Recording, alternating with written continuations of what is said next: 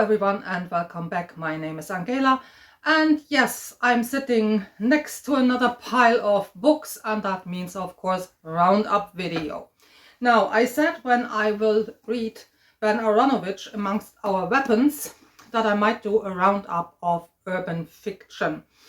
And yeah, I thought that is actually a good idea because I also found that I have a lot of urban fiction on my current TBR, not least this nice little book here.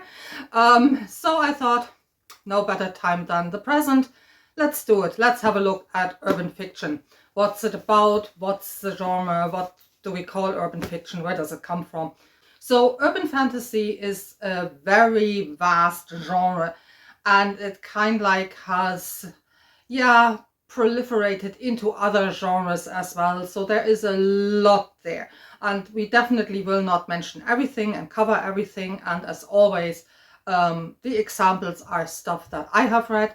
There are many other examples out there, but yeah, subjective as always in my selection of books here. Urban fantasy is when we have an urban setting, a city, and we also have magical elements in that city. That can be either magical characters like fae, vampires, werewolves, or the city itself can have magical qualities, like the buildings could have magic, or the history of the city might be a source of the magic. So this is kind of like urban fantasy, let's say in its strictest form. And we can like find two different types of cities when we're looking at urban fantasy. We have novels that are set in real cities, mostly London. I could probably do several videos just talking about novels that are set in London. But we also kind of like have invented cities, so fantasy cities where that are not real or don't have any real model as such. The forerunners of urban fantasy go back to the late 19th, early 20th century. And there are two forms of novel in particular that urban fantasy is looking at and that it sees as, yeah, its heritage, where it shares still some common ground with. One is the big city novel of the late 19th and early 20th century. So authors like Dickens already, who has already this idea that the city is very dark, grim, grimy, soot covered, where you have also a certain class system going on. So people that are very affluent, but then are also very poor people that are on the breadline or even below the breadline. Another example of this late 19th century novel, but this time the city is Paris, would be Eugene Sue, The Mysteries of Paris. So again, we have like not this huge urban sprawl, where we kind of, like, as I say, we have very rich people, but we also have very poor people. In those novels, Dickens, Sue, but then also earlier 20th century novels like Dos Passos, Manhattan Transfer, James Joyce, Ulysses, or Dublin's Berlin Alexanderplatz. The city is kind of like seen as something that is, yeah, something to be wary of, slightly demonic, but also something that's very fragmented. And a lot of those kind of like authors see the city as something that cannot be described in a linear way anymore. So they're not only interested in the city as, yeah, a backdrop to their novels or as something that is almost a character in their novels, but they also kind of like experiment with new writing styles to capture the essence of the city.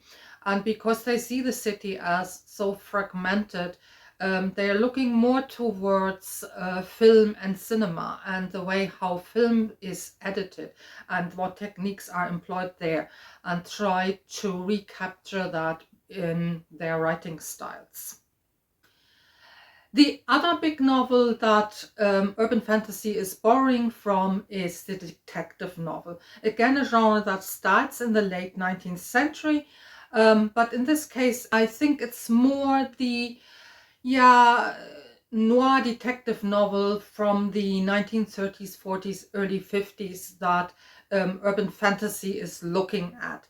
Especially Raymond Chandler, but also Dashiell Hammett, Mickey Spillane would be others that have been very influential for this genre.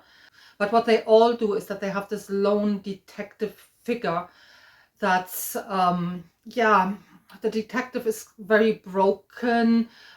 He can be addicted to alcohol or other drugs.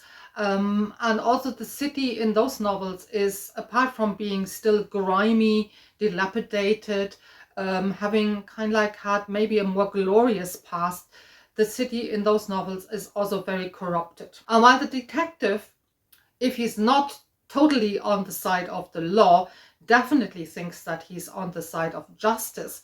It's not so clear in those novels anymore what justice actually is. So they introduce already kind of like this morally gray element, and the detective then also as a morally gray character that we're actually more familiar with from grimdark these days. So let's have a look at some urban fantasy novels that are out there currently. Let's start with the ones that are closest to this example of the detective novel. So where we have a detective that is, in the case of urban fantasy, looking at, let's say, supernatural or magical cases. And one that's probably the closest to those is the Dresden Files by Jim Butcher, the first one, Stormfront. Now, I started Dresden Files. I haven't read all the Dresden File novels yet. There's so many. There's no particular reason why I stopped reading them. I think the last one is Blood Rights. I look it up for you, which is the last one I read. So it's not that I stopped reading them because I don't like them. Started reading Dresden Files way before I had a channel, but I think I should go back to Dresden Files. As I said, they're very close to the Raymond Chandler novels. They're so close that there are actually, especially in Stormfront, some Chandler quotes in there. Very close. The downside is that especially the earlier novels in Dresden Files also kind of like have some of the other baggage that the detective noir novels of the 30s, 40s have as well. Women are not necessarily portrayed in a very flattering light. In Raymond Chandler, we have the femme fatale. Interestingly, those women always have Irish names. But they're also, if they're not outrightly prostitutes, they have no problems in using their body to get what they want. We have, of course, all the male gaziness, or the lack of agency, and whatever else might go with this in those novels. And we find a little bit of this in the Dresden Files as well. I personally don't mind so much, because if I look at Jim Butcher's writing and I compare it, for example, to Raymond Chandler and how women are portrayed, this isn't quite as bad. There is much, much worse when you look at those 1940s novels. The problem here, of course, is this isn't a novel from the 1940s. I also would think we should stop making excuses for Harry by saying, oh, but he's a young guy, and what do you think he wants, how he relates to women? Yeah, he's a young guy who has to learn how to relate to women, and we should leave it at that. As I say, I don't mind. I think the novels are quite good. They're nicely written. They get darker during the series, and we will find this with a lot of long-running urban fantasy series, that they start relatively benign, very close to the detective novel, the police procedural, and then get darker the further they progress in the series. And that's the case with the Dresden Files as well. But I think overall Dresden Files is probably the closest that you can get to this 1940s model of the city and also of the detective. My next example is what I was talking about earlier, the River of London series by Ben Aronovich. So this is the latest amongst our weapons. The first one is this one, River of Londons. They are set in London, sometimes also referred to as the Peter Grant series, which is the name of the hero in this case, or the detective type character in this case. Peter Grant is a police officer, so he's not a private detective, but in a special branch that deals with magical cases. And we also kind of find other police personnel in those novels. What makes them a little bit outstanding for me is, yes, they also suffer a little bit from the whole male gaze thing, but not quite as severely, I think. Huge part of the magical characters, the Rivers of London, come alive. They're personified. They're all female, apart from Father Thames. There's Mother Thames, but there's also Father Thames, and they have loads of children. And those children are all female and impersonations of rivers that you can find in the greater London area. And they all have African, I think Nigerian heritage. So they're all women of color as well. And that makes this a little bit more unusual, not so run of the mill. And some of those women characters are feisty. They're very feisty. And I find it very enjoyable to read out of those reasons. There are also female police officers. One is from, I think, East Asian background. She's also Muslim. And then we also have Leslie, who starts off as Peter Grant's sidekick. And I don't want to give away too much because I don't want to keep this spoiler free. But Leslie does not continue as nice as she starts out. Let's put it that way.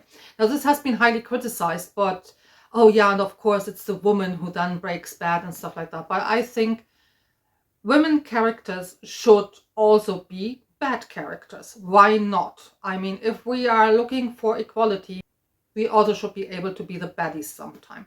So, Rivers of London series by Ben Aronovich. Still close to the detective novel is this one, Luke Arnold, The Last Smile in Sunder City. This is again a first in a series. This series hasn't completed, nor has the River of London series been completed yet. So they're still ongoing. I think this is very much at the start, and there are 2 or 3 out at the time.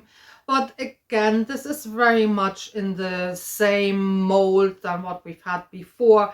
The detective is called Fetch Phillips, and it sums it up very nicely on the back here by saying, just like it says on the window, there are 3 things you should know before you hire me. Sobriety costs extra. My services are confidential. I don't work for humans.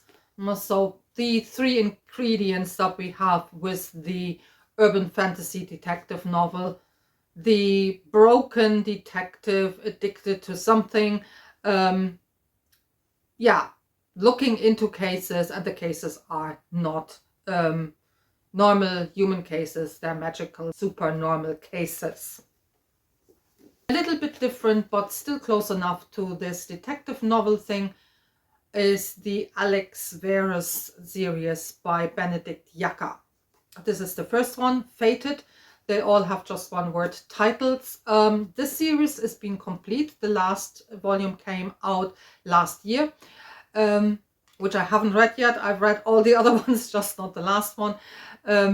So yeah, this is a bit different because we do not have a detective. We have a young wizard as our main character. Alex Verus. He's introduced in this first novel as a relatively low-level magic user. He is basically a shop owner in London where he sells magical trinkets, potions, things like that, amulets, but also the more, let's say, potent magical objects. And yes, he's a wizard himself. This series, again, not when it progresses, it starts off, I don't know how to describe it really, but quite friendly overall. Not the magical creatures we encounter, the case we encounter. It's not too dark. It's very friendly in parts actually, but when the series progresses, it gets dark. It gets at times very, very dark while it progresses. And shows kind of like that, what I said earlier, that there are links between the urban fantasy genre and grimdark. Going away a little bit more from the classic detective novel is then my next example, and that is Terry Pratchett, Discworld, and there especially the City Watch novels. The first one is Guards. Here we have not a police force as such, but the City Watch, and we have Samuel Vimes, the leader of the City Watch, who is our stand-in character for the detective normally. And they're Discworld. If you've read any Discworld novels, you know that they're set in the city Ankh-Morpork. And it's not so much cases as such that Samuel Vimes is interested in or has to solve, but it's more about keeping the city on the straight and narrow, and having to deal with slightly corrupt forces. No? So we have this element of the noir detective novel there, that the city is corrupt in parts, and Sam Vimes does not want to be bent. He does not want to kind of like give into those corrupt forces, but he wants to keep his integrity. A lot of the novel is situated around his efforts to keep his integrity. The next two are a little bit different in so far our main character was male. The next two, this is different. So I have P. Jelly Clark, a master of Jinn. In this case, we have two deviations from what we've looked at so far. The city is not a European city. The city here is Cairo. And as I said, our detective is a woman, Fatima.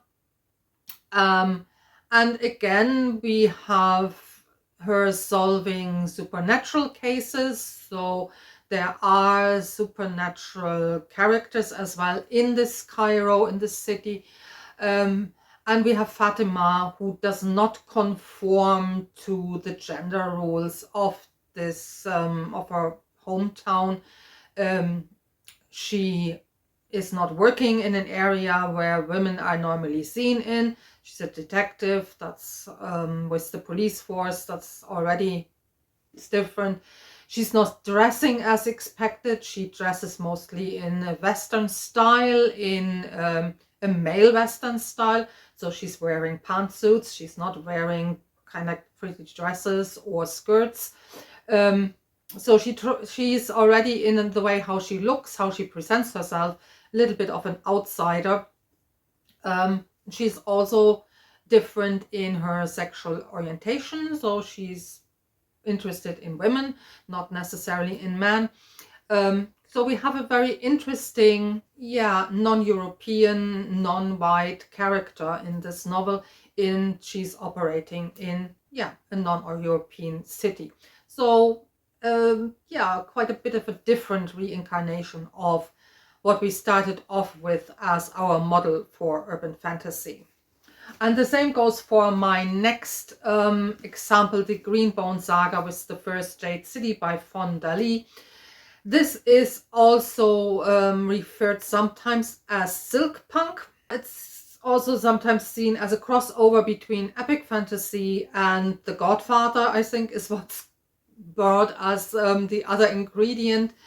This is set not in a real city. This is a fantasy city, a fantasy metropolis. But of course, we can see kind of like the influence of Asian cities, of Chinese cities here that are there for the backdrop. The next couple of authors are, I think, more indebted to the early 20th big city novel than they are indebted to the detective novel. And also we're getting more and more into writers that are playing around with the genre and kind of trying to push the boundaries and trying to push it actually into something perhaps slightly different. The first author I would like to mention is Neil Gaiman, and especially his American Gods. In this novel, yeah, the gods of Nordic mythology have come alive and are living in America. So it's a little bit a different approach, a little bit a different setup. He's written another novel that's also kind of like can be considered urban fantasy, that's Neverwhere. This is closer to the novels that we've talked about. Neverwhere is, yeah, a type of portal fantasy where we're going into a different London again, a London that's underneath, that's magical, mysterious, and our protagonist, Peter Mayhew, kind of like finds this other London and gets, yeah, dragged into a plot of a fallen angel who wants to, yeah, get his place in heaven back, so to say. What makes this a little bit different again is it's not your usual portal fantasy where the main character then after his spell, where we are in this other world where we cross over through the portal, then returns back into the world. Peter Mayhew does not want to go back. He wants to stay in Neverwhere. And I will not tell you if he does or doesn't do. You will have to read the book to find that out yourself. But yeah, not a little bit different again than what we've seen so far, which seems to be the pattern of this type of novel. Then two novels that are on my TBR currently. So I don't really know exactly if they fit into this category, but what I've heard from them so far, I would say, yeah, they're also closer to the big city novel than the detective novel. And this is the City Duology by N.K. Jemisin with The City We Became and The World We Make. Haven't read them yet, so I can't say too much about them, but again, yeah, the city, I think, literally comes alive by the boroughs of New York being, yeah, embodied into, yeah, human-like creatures or characters. That's at least as far as or that's at least what I know about those novels. As I say, I haven't read them yet, so I can't say too much about them. But they are considered like N.K. Jemisin's, yeah, attempt at urban fantasy. Somebody that definitely needs to be mentioned in a roundup of urban fantasy is William Gibson. Mostly known for his cyberpunk novels, but he has also written what's called the Bridge Trilogy, and they're not so much, I mean, yes, cyberpunk elements do still play a role, but in those three novels, the urban environment is much more present, and also the novels are more about the effect that the urban environment has on human beings and how to live there.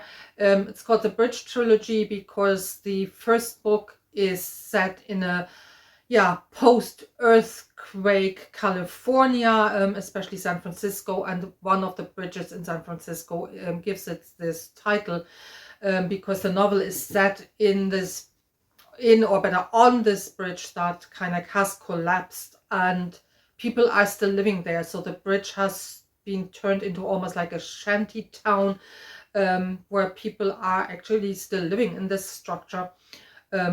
And this is what Gibson tries to explore with all three novels, kind of like Yeah, the mega city, how the mega city is affecting how we live, but also affecting not just our interpersonal relationships, but also how is it affecting things like capitalism? How is it affecting how we divide work, what jobs we do actually work? So he's very interested in a post-industrial age as well in those novels. But I think they do belong into urban fantasy because, as I say, the urban environment and its effects on humans are very central in those novels. And last and by far not least, finally, China Miéville.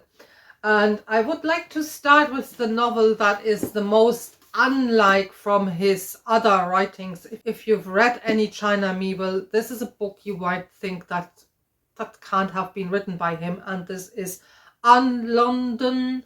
This is actually a children's book. Yes. China Miéville said in an interview that he will try to write a book in each genre, and not just write a book in each genre, but he also then wants to subvert the genre conventions in that book.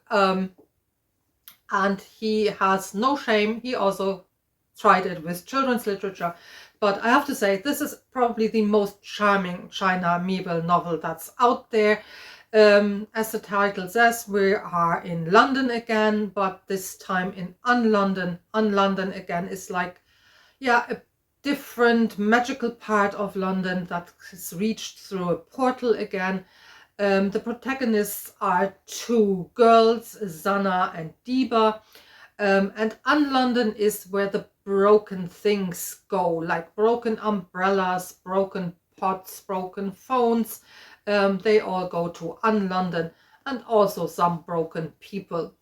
And the other thing that we find in Unlondon is the smog. The smog is, yeah, infiltrating everything and killing off everything. And Zana and Diba, of course, have to, yeah, fight the smog, find a way to save the city, and also then save the world by that. As I say, a really charming book, but I think also interesting for adults, and something that I personally didn't expect China Miéville to write. The novel that's more considered, again, his urban fantasy novel is this one, The City. The City. This is a little bit almost physical, like in the sense of physics and the laws of physics, but also philosophical mind bender, because we have two cities that are in the same location. So they're in different dimensions, but inhabit the same space. Yeah, I know, as I say, now it's a bit, yeah, physics law bending in that respect.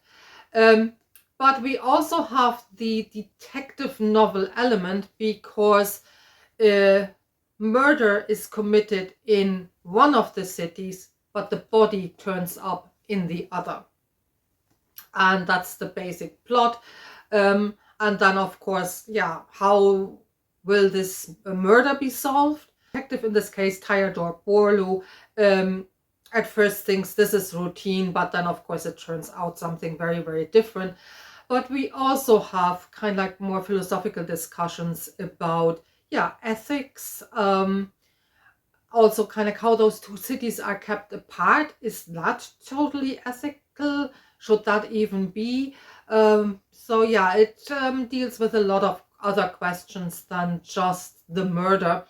But again, it has a very interesting kind of like urban setup, no? Because yeah, two cities in the same place, but in different dimensions. And then, of course, we have the Bas Lag series, which are set in a totally invented city, New Corbeson. Again, I haven't read this yet, so I can't say too much about it. But the city seems to play, again, a huge role. And again, like in all urban fantasy, we're looking at how do humans adapt to that environment.